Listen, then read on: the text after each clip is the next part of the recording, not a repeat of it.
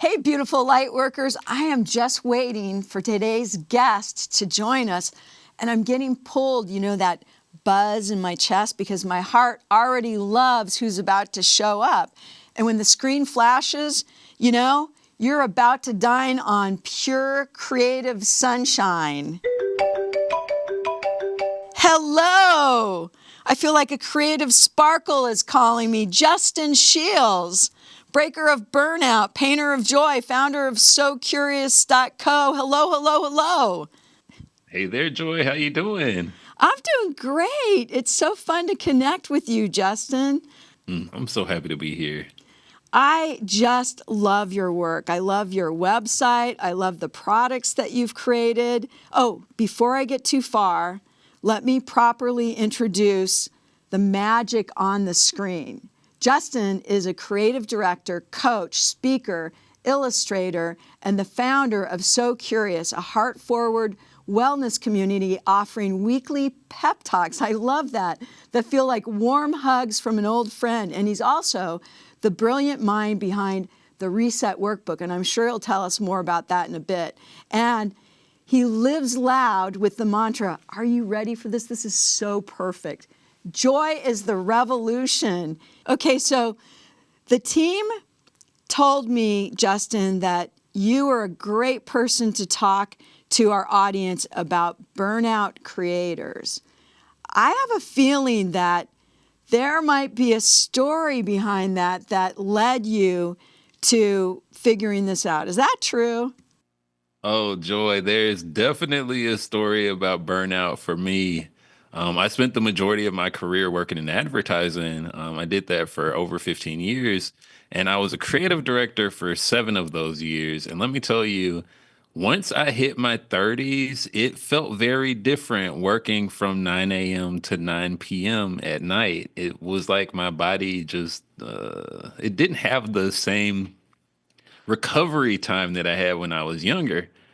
And while I was working at a company here in Austin, Texas, where I live, I had this moment during the pandemic where I thought to myself, oh, goodness, I don't know if I can continue at this pace for much longer.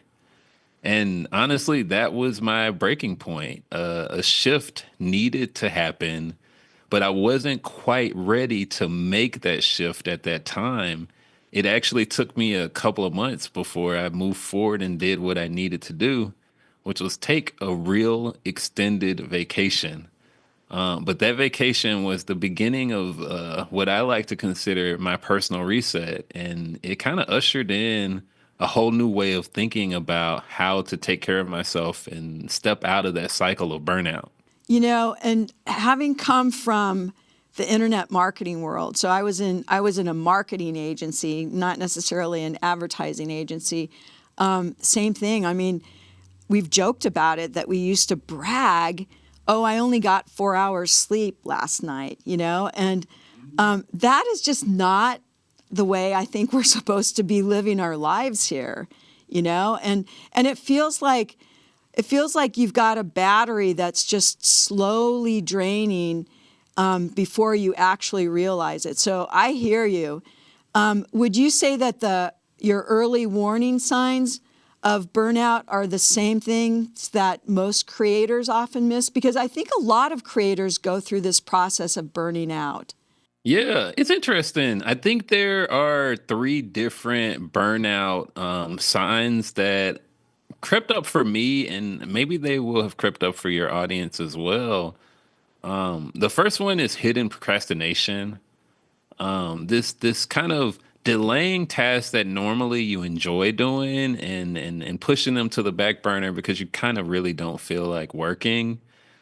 I think the second symbol for me, the second signal for me is subtle cynicism. When you are feeling kind of a little bit more negative than normal. I'm an optimistic person by nature, but I know when I'm like kind of got my grumpy face on, I know it might be time to take a break. And then that third signal is definitely when you hit that emotional flat line. And when I think about this emotional flat line, it's when you kind of don't care anymore, when you don't feel that strongly about what's going on, or maybe you just feel a little bit more muted than normal. Yeah, those three signals were really what popped out for me and kind of pushed me to know that it was time to make a change. Yeah, I love that. You feel a little more muted than normal. That's a really good way to say it. For me, it was as simple as my mom calling me on the phone one day as I was leaving work, but it was like 8:30 at night, right? And she said, "How are you?"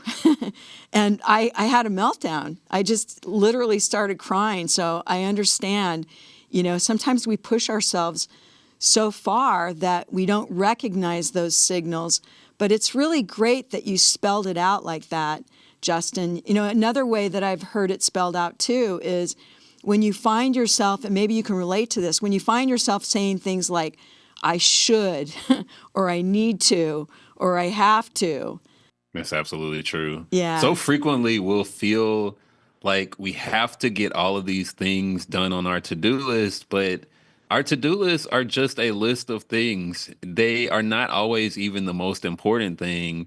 And what I've seen so frequently that happens in many workplaces is that it's designed for busyness as opposed to being designed for intentional productivity.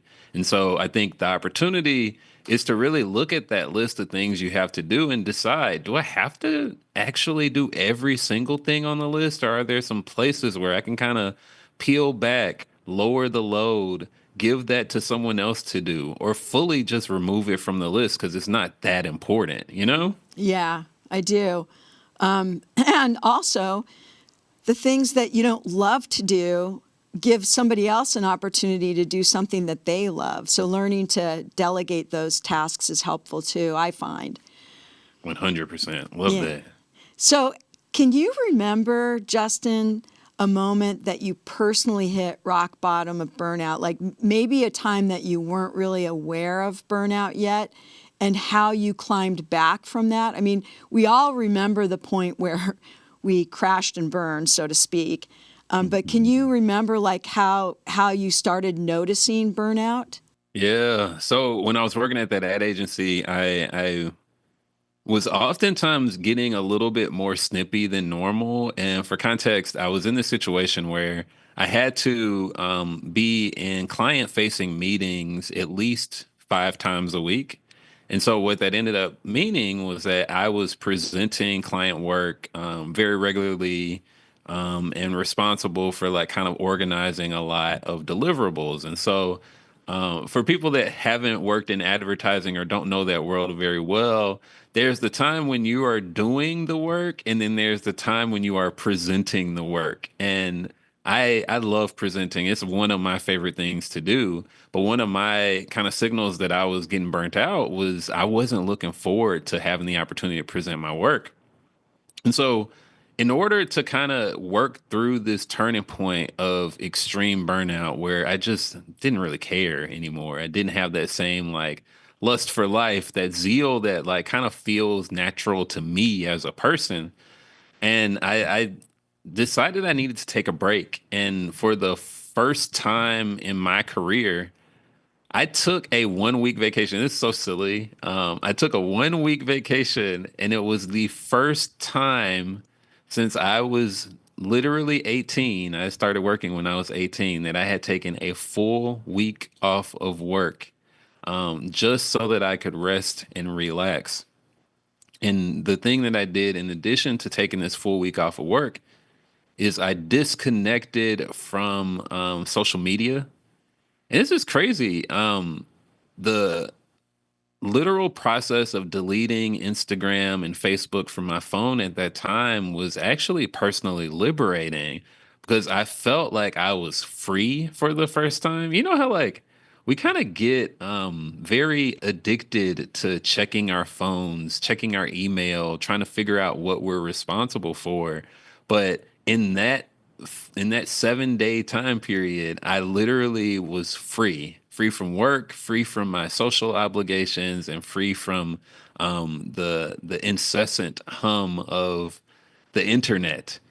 And that was the beginning of what was my reset. That was my first tiny step forward. And in that time, I journaled. I started making art.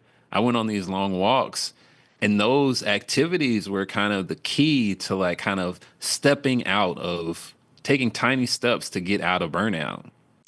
Yeah, I've been there.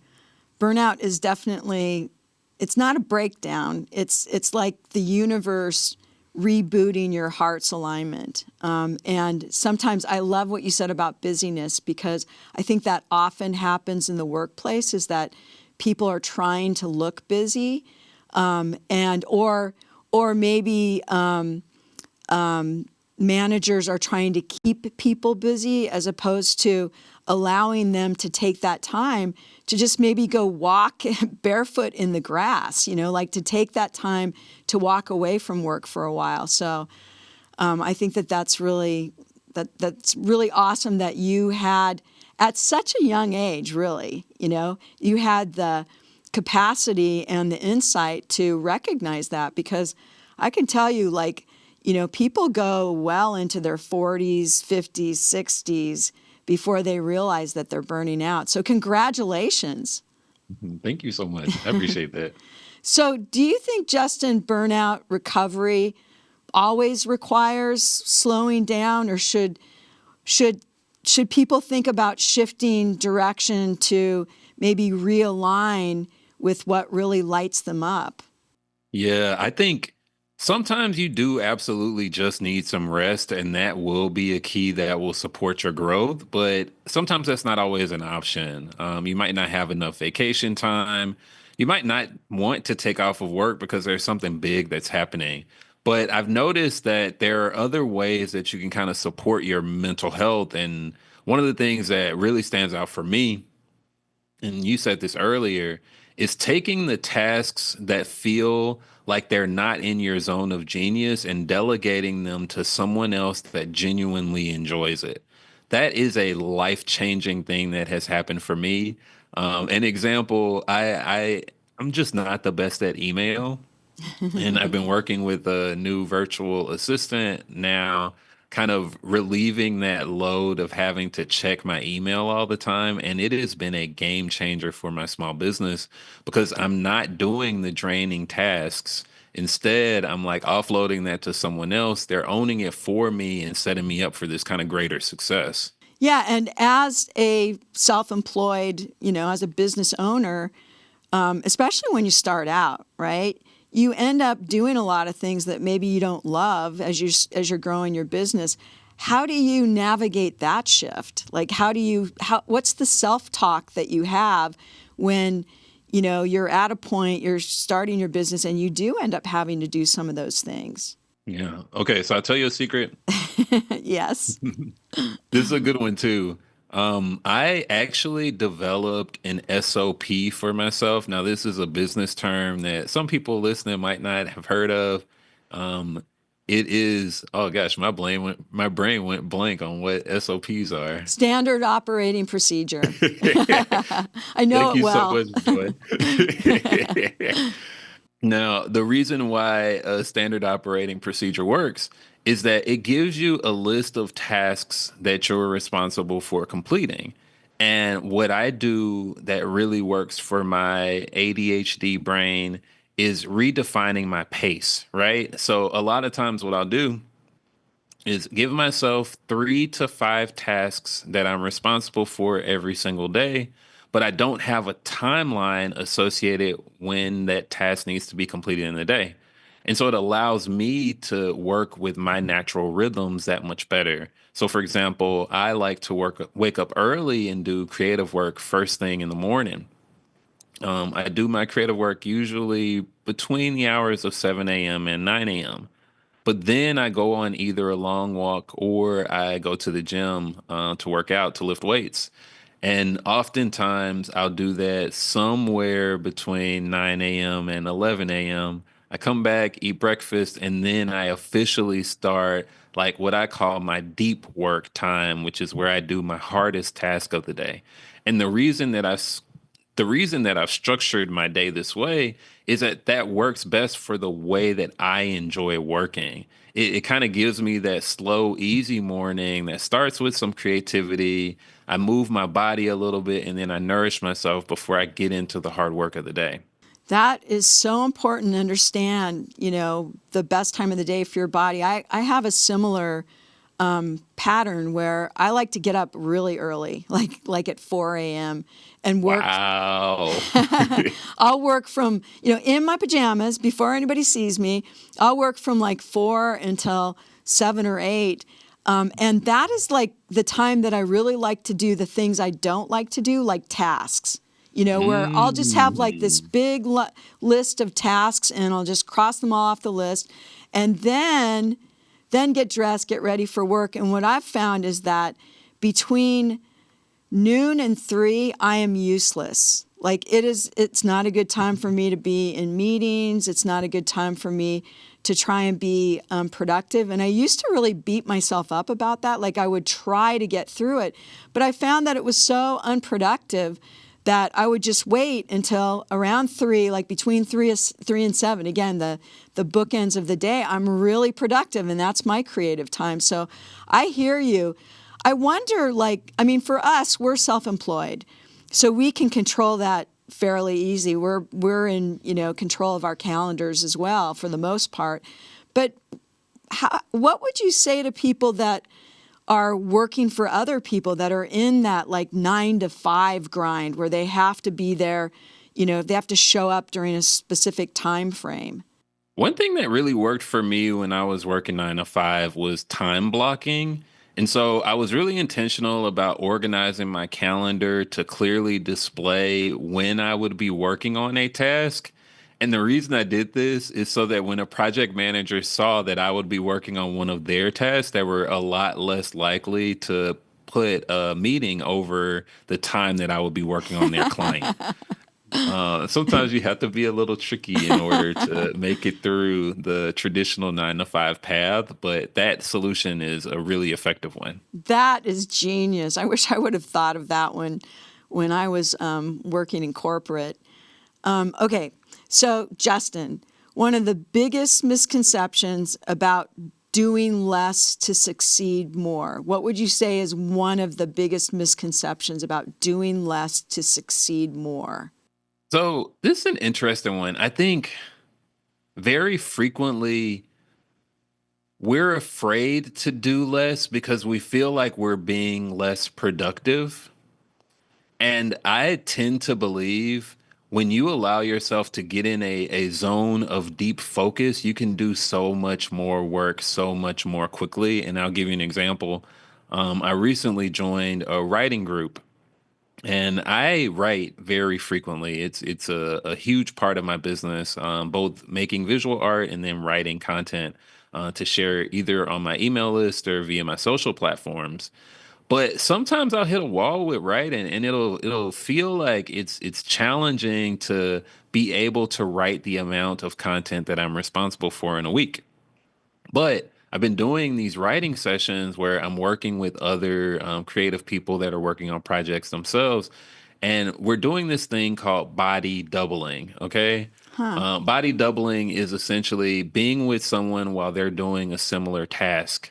And what it does is when you have a brain like my unique brain, I have ADHD, it allows you to feel like you're a part of something. And when you feel like you're a part of something, it makes it that much easier to have a little bit of a dopamine release while you're doing that activity. And so it makes it fun to write. And so I end up writing faster, more coherently. And usually it's something that I genuinely love at the end. And so figuring out tactics like that that work for you can help you become more productive without actually having to spend more time doing the task. Okay, so I'm trying to visualize this, Yeah. right? So you have ADHA and you have a writing partner that has ADHA and you're writing at the same time. Am I getting that right? Yeah. Okay. So And so well let me break it down in a different way. okay. What we do, and it actually is really effective. We work in 30-minute blocks and then we take 5-minute chat breaks. Okay. Okay. So we'll set an alarm for 30 minutes, and then that's when we kind of go into that deep focus mode. And usually I can write, let's say, for example, the first half of an article that I'm writing. Uh-huh. And we'll take that 5 minute break, which gives me that time to like kind of recalibrate. Sometimes we'll talk about what we're working on, but other times we'll just be kind of catching up or laughing about something or joking. And then after about 5 minutes, sometimes 10, we'll go, okay, you ready to do another work block? And then we'll do the next 30-minute set. And what has been helping me is like having that time to like kind of do the deep work, break, and then do more deep work. It makes me more productive. I think it's called the Pomodoro technique Uh-huh. traditionally, but we've kind of adapted it so that we're working together in order to achieve that goal. What a great idea. I love that. I mean, I could think of some people that I could do that with. That's really a great idea. And it works digitally. We might need to do it over a phone call one day. Absolutely. I am total game to do that. I mean, that to me, that's a better use of Zoom than meetings, I think. Very much agreed. Okay, so you've talked about how you structure your day, and I'll share something that I learned as well. But do you also structure your days during the week and your weeks during the month? Like, how much structure do you allow into your ability to avoid burnout? Yeah, so with my standard operating procedure, I've been able to figure out a few different things that work really well for me. One of them is I have a list of things that I have to do every single week, no matter what. And so, an example of what's on my list is I send out a weekly email. It's called Good Morning Sunshine. It's kind of like a warm pep talk for me. I send it out with 5 original illustrations that I've created, kind of Wow. to keep you joyful and help you on this path of resetting how we live, work, and play. So that's one task that I'm responsible for. But then I have a list of things that I need to do every single month. And on that list, you might have things like checking my analytics for my website or reviewing my social media trends. Or it could be going and doing like the kind of boring admin tasks related to keeping the business afloat. And so I have essentially these checklists that I've printed out that help me stay on track with the things that I'm responsible for without having to put everything in my calendar. And it's so interesting. I think for some people, if they put it in their calendar, that's the way that they get it done. Uh-huh. For me, having these standard operating procedures for a monthly, weekly, and daily basis actually have shifted everything for me because I like to work when I like to work. And so long as I know what I'm responsible for, I can kind of do the thing when it feels right. And so, did I hear you say print it out? Yes, old school. The reason that I laugh is because, most of my team is a lot younger than me. I have quite a few millennials on our team, and I'm always my favorite way to work is with a printed journal. And there's something about putting pencil, and I do use a pencil to paper. I mean, I even will write in each day, the schedule that's on my digital calendar, because there's something about doing that I don't know, that just gels it in my mind that this is what I'm going to have to do today. But it also shows me the spaces that I have to work in. And so I kind of do a little bit of both. I have a running task on paper each week that I have to do, and then I fill those into the blanks, but I don't put them on my digital calendar. And so I love that you work with paper because, so many people work with digital camera or digital calendars anymore that, I had to call you out on that one, Justin. Okay. So you have community on your website, right? Okay. And how do you think that community and collaboration can help us heal from burning out? Ooh, I'll tell you. I think when we're going through our dark nights of the soul or our challenging moments, a lot of times we go into isolation because we're trying to protect ourselves, right? But I've noticed that in my darkest times, people everywhere are always going through something, right? And Right. understanding that and recognizing that, yes, I am going through a difficult, challenging moment for myself right now, but anyone else that I could call is probably going through something themselves. They have just gone through something, or they will be going through something soon, right? Like we are humans and connected by that universal truth, no matter what. Right. Now, Absolutely. what is tricky about our world is that everything is so digital, and oftentimes we get to see the highlight reels of what's happening in someone's life as opposed to seeing like what the reality of their life is. And so, one thing I encourage people to do is spend time doing things you enjoy in real life, separated from the computer. And here's why.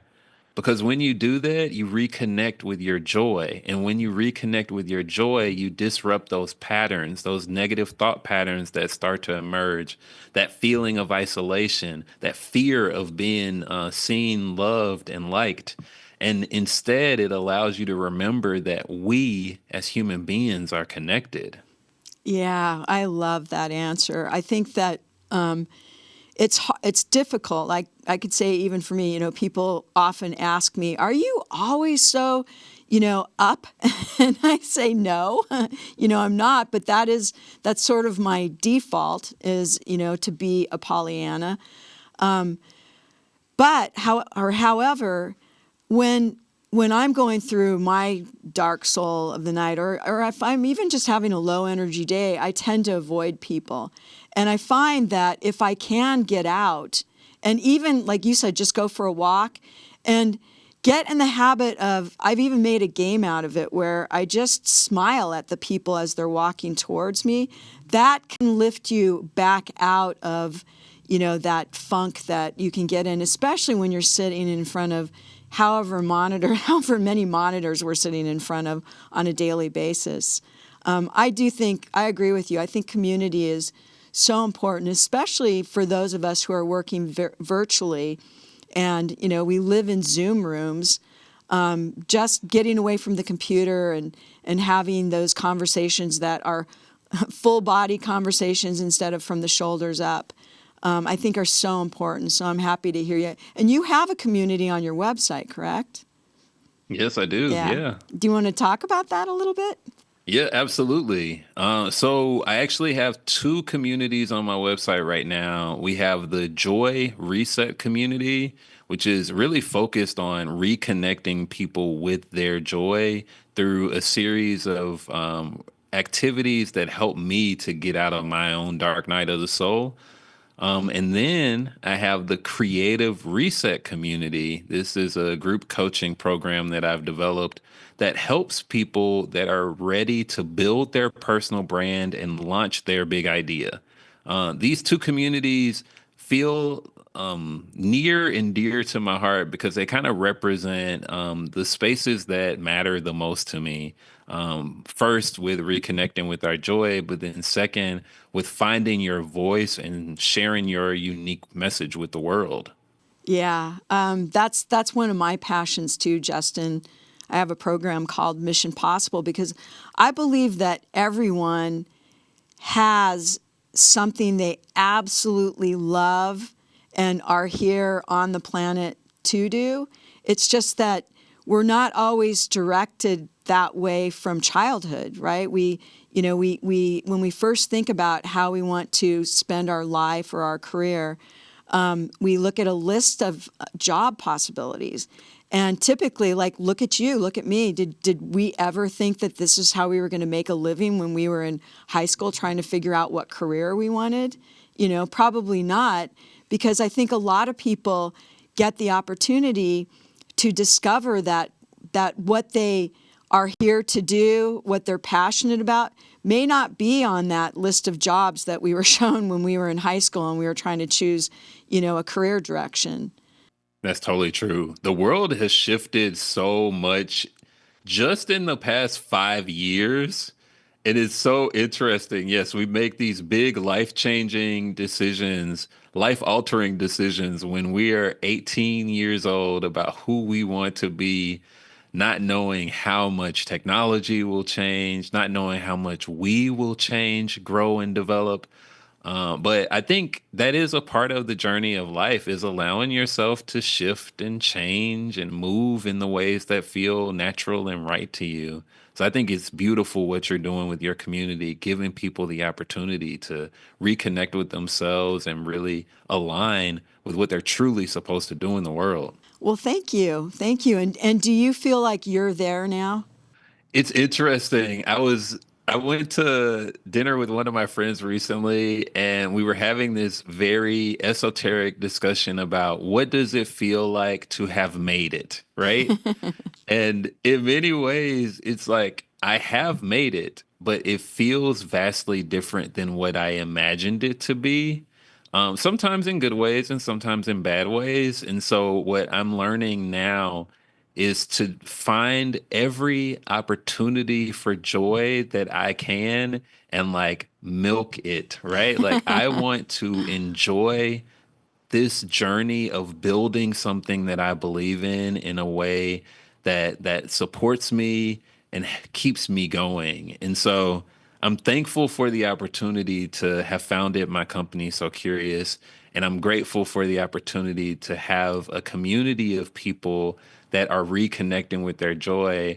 And I'm looking forward to continuing to grow that mission while living a life that I love. That's what's important to me. That I think that's important too. Like when people ask me, what is my life purpose? Can you help me figure out my life purpose? I like to say your life purpose is just to live in joy. Yes. It's the question they're really asking is how do I do that? And that's like a whole other topic. That's a lot of fun. I'm sure you and I could have a lot of fun, discussing that as well. Okay, one more question for you.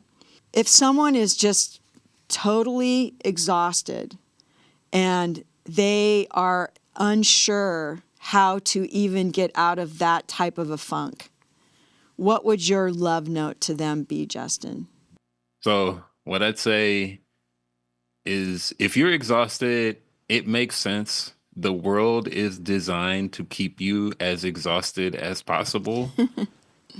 And I want you to know that burnout it's not any version of a personal failure. It is literally just your body and your spirit and your soul telling you that it's time for a shift of some sort.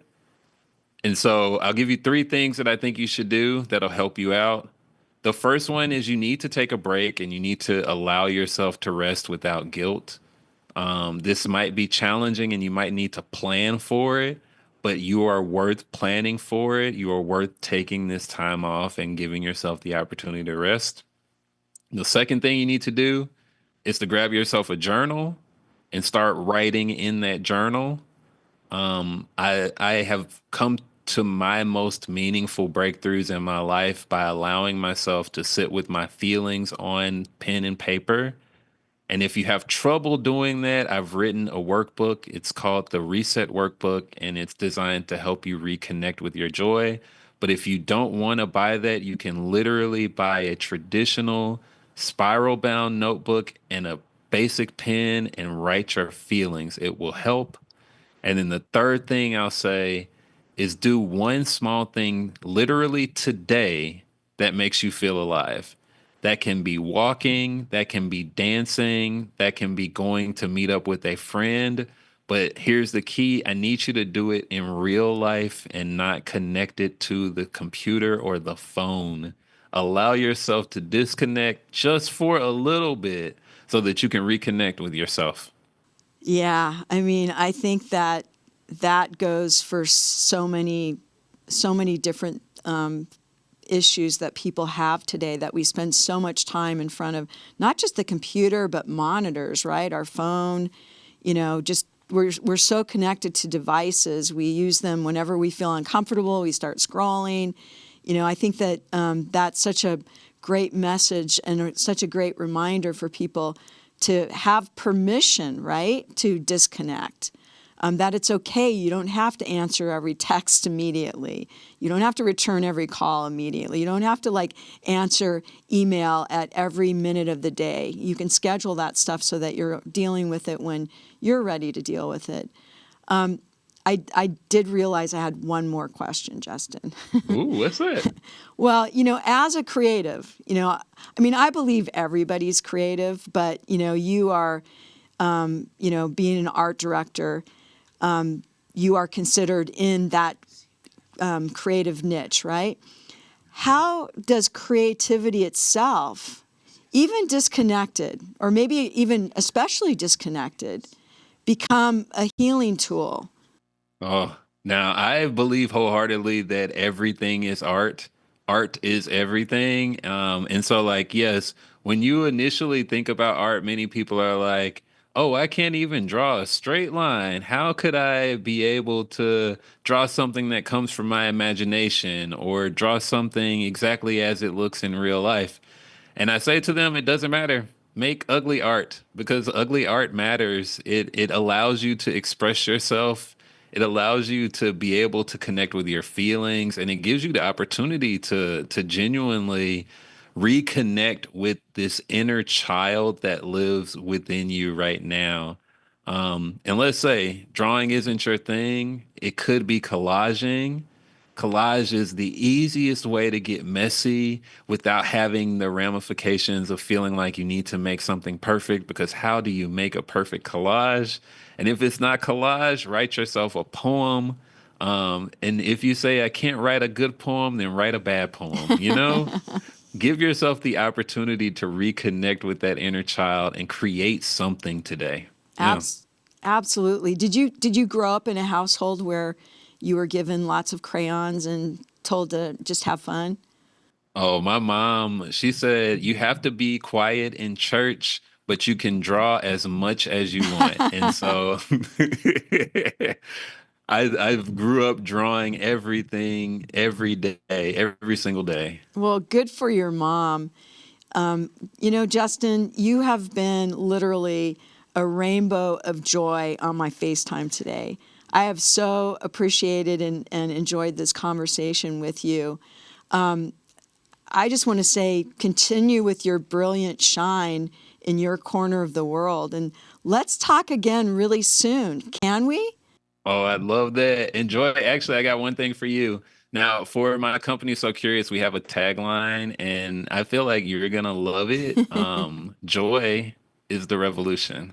I do love that. I saw those are t-shirts on your website, right? Yeah. Yeah, yeah. I may have to like co-market those with you. Oh, I love that. All right. Well, thanks again, Justin. I so appreciate you. I love what you're doing in the world and how you're showing up. And I'm so grateful for having this conversation with you today. Oh, thank you so much, Joy. Have a great rest of today. All right. Let's talk again soon. Bye bye. All right, now. Bye bye. All right, Lightworkers. Did you feel that? I mean, that was energy in motion. Just reminding us that burnout is not a signal and it's not a stopping point, and that joy-led realignment is the way back to our power. And remember, my mission is to elevate 100 lightworkers to make $1 million, not for the money itself, but for the impact their messages can have in healing and shifting our planet. And if your soul just whispered, yes, that's me, lean into it. Let's light up our worlds together.